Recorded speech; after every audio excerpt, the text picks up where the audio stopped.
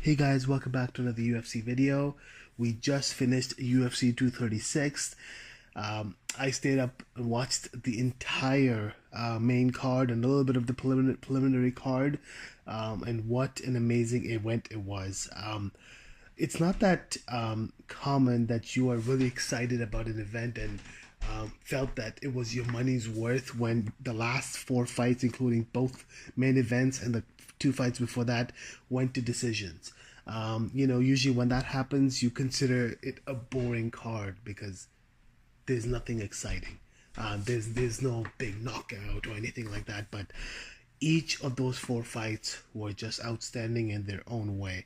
I'm going to start off with one that really surprised me, and that was Eric Anders and Khalil Roundtree. I watched I watched a couple of his fights, and I've always thought of him as, your stereotypical, power puncher where there's not a lot of skill. It's just, if he hits you with the punch, you're going to sleep. But if not, then you're gonna gas out, and he's just gonna give up. That's literally what I thought Clear Roundtree was, and I've seen a couple of his fights where his knockouts were incredible, but then other fights where he just drags and he's missing a lot of shots. But this fight, Joe Rogan I think was talking about that Khalil went to Thailand to learn Muay Thai from actual trainers there. And it's weird because Khalil, he's a light heavyweight, but when the way he was bouncing, it almost looked like it was like Max Holloway or someone in the featherweight division, bouncing around, and it was crazy to see, and his kicks were incredible, and it was sort of a masterclass where he went Khalil Roundtree went all three rounds, knocked down Eric Anders I think four times, especially in round two, anyways, and just went all four rounds, and it was incredible, and a dominating win. And I'm excited to see what's next for him because John Jones needs more competition. Khalil's not up to that level yet, but who knows? Maybe in a couple of fights, Khalil's up there. Okay, let's move on to the middleweight. The co-main event: Kevin Gastelum versus Israel Adesanya. Oh my God, what an amazing fight! I personally had picked Kevin Gastelum to win. I love Israel Adesanya. His fight against Anderson Silva was beautiful. I think it was beautiful not just because of the skills that both fighters were showing, but the style, the showboating. It was amazing. It was literally looking like you're looking like in a mirror. Anderson Silva and Israel Adesanya. It was an amazing fight between Gastelum and Adesanya. Gastelum, I think, within the first couple of minutes, knocked down Adesanya. Adesanya came back in the second round, knocked Gastelum down, and I think third round was also Adesanya. But the fourth round was all Kevin Gastelum. I think he had knocked down Adesanya once more, and it was just all Gastelum. And then that's where I was very confident that Gastelum would win because Gastelum has the experience. I was like, he's got this. There's no way he loses this fifth round. And boy, was I wrong. Israel Adesanya came out like he has been fighting for 10 years and is a complete pro. Came and dominated. I think the fight should have been stopped with about 15-20 seconds to go. I don't know why the ref didn't stop it. I think mainly because it was near the end. But regardless, it was a terrific performance by Israel Adesanya and a well-deserved victory.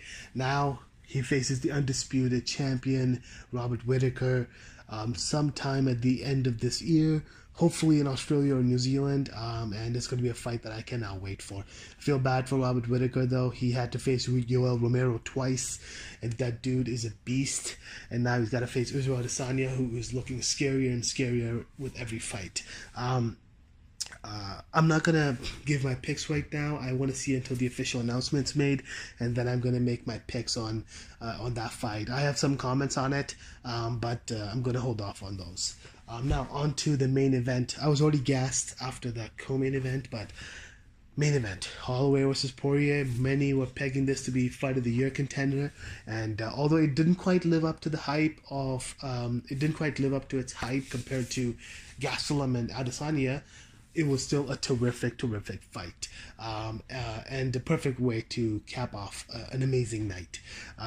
So Holloway versus Poirier. I was very curious to see what Holloway would bring to this fight. A lot of people, including Joe, he mentioned this during the fight, that he believes that lightweight is the weight class for Holloway.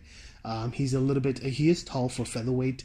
And if you've seen him when he does his weight cut for featherweight, dude is just all skeletons. I mean, he looks like weak, and that's not his, it just feels like that's not his weight class.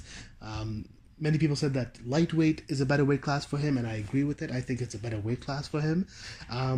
Regardless, and Poirier, I think there were some comments that he had difficulty making the lightweight weight limit, and it makes sense. I think this guy could go up a division as well easily. But yeah, the fight. I expected Holloway to start off slowly and then pick up the pace, like he's done with Aldo both times. He did it a little bit with Brian Ortega, so that's what I was expecting. I expected Holloway to start off slowly. Poirier, dude is a monster. I expected to come in and start swinging, and that's literally what happened on both sides. Poirier came out swinging. I wasn't really worried about him emptying his gas tank right at the start, just because Poirier has been to war with Eddie Alvarez and Justin Gaethje. Both of them just never stop swinging, so I was never really worried about Poirier, losing his gas tank, and he's done those in main events, 5-rounders.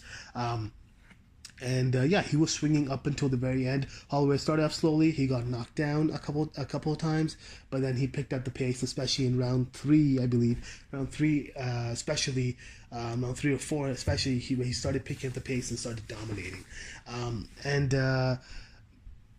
I mean, there was really no comparison in terms of a facial expression. I mean, if you look at Holloway's face after the fight versus Poirier's face, Poirier had a little bit of swelling under both of his eyes, but compared to Holloway, who was just busted open, there was really no competition. I mean, I can see why the judges would give a 49-46 decision for Poirier. I don't think it was as lopsided as the judges made it out to be. I think because Poirier was landing shots that were just power shots that were busting open Holloway was just touching you, it felt like Poirier was doing more damage, but it's just Holloway just softens you up over time while Poirier just tries to knock you out at once with one punch. Regardless, it was a terrific fight. I am in a way happy. I wanted Holloway to win, but in a way I'm happy. Poirier, 25 fights with Zuffa. He deserves this. Now he gets to go face Khabib. I'll get back to this.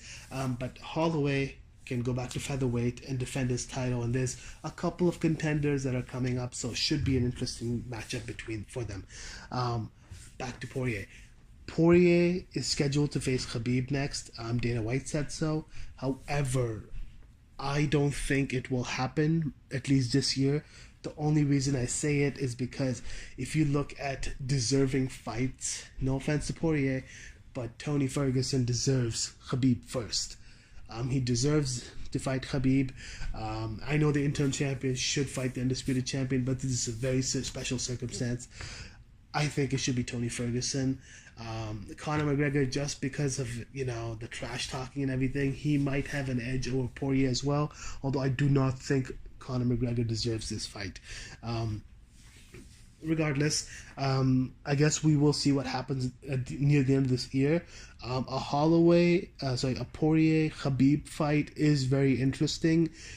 Poirier is sort of similar to Conor McGregor in some ways. However, Poirier, I believe, has more stamina, and he just does not stop. Whereas Conor McGregor has that patented left hand, and his kicks are pretty good.